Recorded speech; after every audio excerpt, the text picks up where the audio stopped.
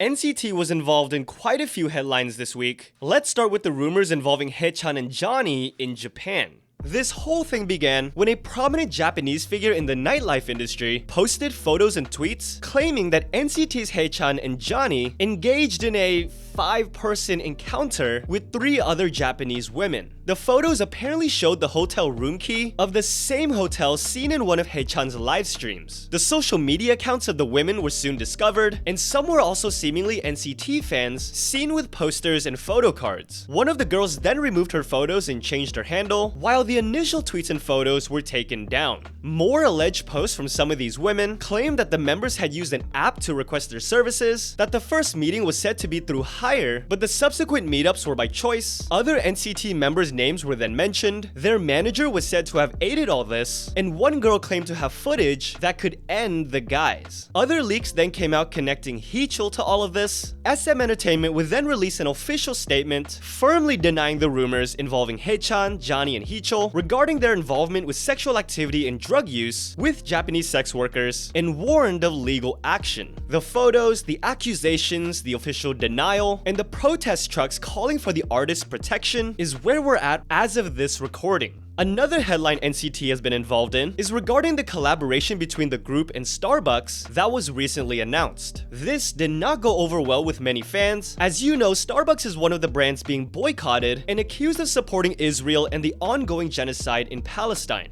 Last week, Taeyong posted an Instagram story with the word boycott on it that would soon be deleted. Lunjun would then also post the word peace that seemingly referred to the Starbucks collaboration, and then Win shared a post with a watermelon emoji, which has been used to show support of Palestine as the colors match the Palestinian flag. Fans have been organizing a boycott of the collaboration, which has now been apparently responded to by Starbucks themselves. In an email request to website Koreaboo, Starbucks stated they strongly reject violence against the innocent, and despite the false statements spread through social media, they have never contributed to any government or military operation in any way. Despite this statement, it doesn't look like the boycott against Starbucks has or will cool down anytime soon. Let's move away from NCT for now and talk about the return of BTS's Jin from the military next week. HYBE has announced that by request from Jin himself, they will be holding a meet and greet event, also celebrating BTS's anniversary, that would include light hugs or handshakes from Jin. However, the way you even qualify for a chance to win this opportunity is to buy albums. This garnered the company a lot of backlash for using what was described as a free hug event as a way to boost album sales and monetize the fans as much as possible, even though they said Jin suggested a free hug event. This was not helped by the fact that they also announced Jin would be doing a live stream for his return, but it would also be behind a paywall. The uproar has now forced HYBE to respond, canceling the album Raffle aspect of it, saying they will come up with an alternative plan and qualification guidelines for the hugs as soon as possible. Something else we now know is cancelled is T.O.P'S plans to go to the moon. If you remember, it was previously announced that T.O.P was among the selected group of 8 people who would embark on the first ever private flight around the moon called the Dear Moon Project. However, he has now informed fans that the mission has been cancelled. The good news out of this is that he does say this experience has inspired him to compose a lot of new music, which I hope we actually get to hear. We had another piece of bittersweet news hit this week. I was so excited to hear that Weki Meki were finally coming back after nearly 3 years. The light sticks they released will finally be put to use in front of the girls.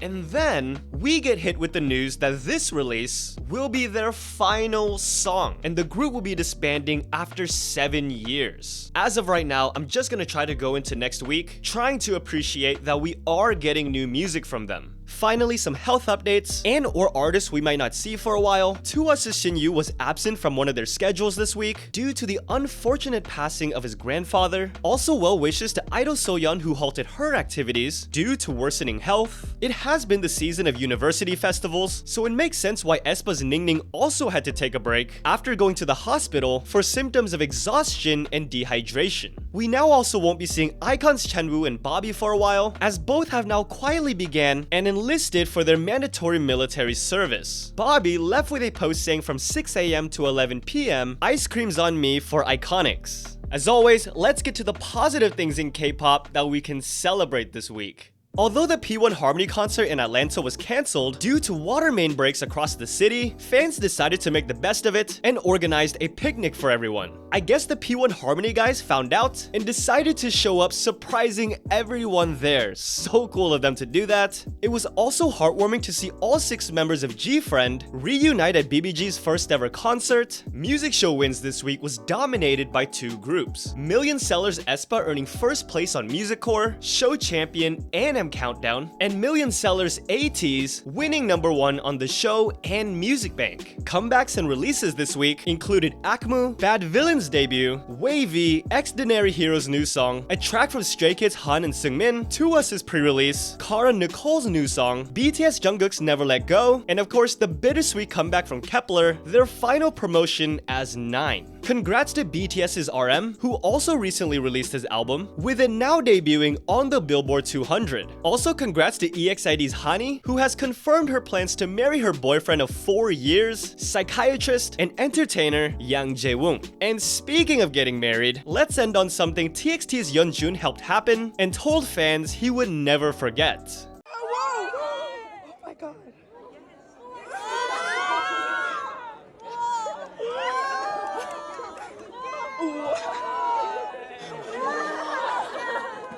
Thank you.